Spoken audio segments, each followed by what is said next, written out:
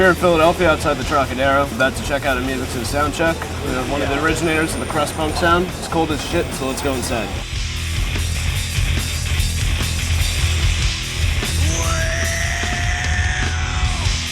Treasure in our midst. The moon rise, we will be betrayed. They are the wolves in sheep's clothing. Take your place, the back of the block. Let's talk about freedom. When we tainted with blood, it's your life. But it's crushed on your back, child. Through the long weary trail, down of the year. Arise. Get off your knees. Arise. Get off your knees. Get off. So Amebix started in '79. Myself and Stig really started up a band, influenced primarily by what was happening back in England at that time, which was everything punk, you know. It gave us all a bit of a boost back then to think that rock and roll was no longer the exclusive environment of the rock stars. It's a place where anybody can get involved. Sabbath, Killing Joke, and Motorhead, to a lesser degree Venom, were all like big influences. You know, how did that fit into punk rock for you guys? Well, I don't think Motorhead was unequivocal. You know, Right. everybody listened to of Motorhead. course. You And know? still. And so exactly. So there was no difficulty with that at all. Venom. I mean, a lot of people say that we were influenced by Venom, and no, Killing Joke is completely true. Killing Joke were an amazing influence on us when we started out. And Roy, you were in Nausea, so I mean, you had heard Amebix, obviously. I've been a fan of Amebix since way back, man, even before I was in Nausea.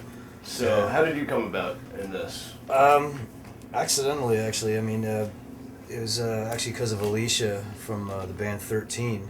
She was actually in I guess contact with Rob and ended up having really good chemistry together, and we decided fuck it, let's take it a step further and make it real. Well, there's some hard times coming down. The smell of revolution on the wind. We're grinding our axes, telling tales on a bonfire at night. We will set out with a fire in our hearts. When this darkness gives way to the dawn, and the light we're united as one. The kingdom of heaven must be taken by storm. He got the full initiation as well. He had to make his own sword. Yeah, I'd made my so own he's sword. trial by fire. You know? I was there for 2 days, like banging this fucking hot piece of metal against the anvil. Take any more metal than that. Yeah, that's right. How did that come about, you blacksmithing? I was at the end of a relationship, and I'd lost my home and lost the kids and all this kind of stuff. Couldn't get back in there, and to top it off, I had this bike accident. I trashed my bike, broke my arm. The clothes that I had were all I had was what I was standing up in, and they were trashed too. So it was like it's a real epiphany. It was like going right down and thinking, well, that's it. Everything's fucking gone now, you know. And I kind of thought, maybe life is telling me something that I should be just changing stuff now, because the band had finished, my relationship had finished, everything had gone, you know. So I started again from scratch, and I started buying books from bookshops and sending away for this before the internet or anything like that, and buying things about medieval weaponsmithing and all the rest of this. And built a little forge in a garden shed. During the evenings I'd be working out in the hotels. During the daytimes I'd be forging and teaching myself how to do this.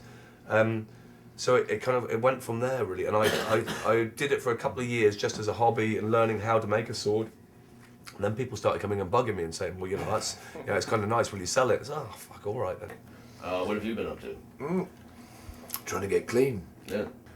No, I thought a few years ago I was in the police cells and I was just sitting there with like 2 grams worth of heroin and crack stuck up my ass, and just sitting there thinking, wow, way to go, Stig, they're going to throw the fucking key away this time, you know? Yeah. Waiting to be processed. And I looked up on the wall and just it was scratched into the wall, Amebix, no gods, no masters, and I thought, if I can get out of this one, maybe I'll start trying to live properly again, you know, and I managed to get away with it, so and I thought I'd just get out of town. It's all good though, you know? Well, good on you. Yeah. I mean, this guy's been cleaned up for 3 years, got kids, got fucking focus in life. And he's really brought things together for all of us. That's really good. And given everybody a chance at redemption, in a sense, you know, a very real one. Yeah, I think that's a fair comment. It's tough work for us because we haven't done this for years and years. I mean, Roy, he's used to this sort of schedule, but we're kind of just tired old fuckers, you know.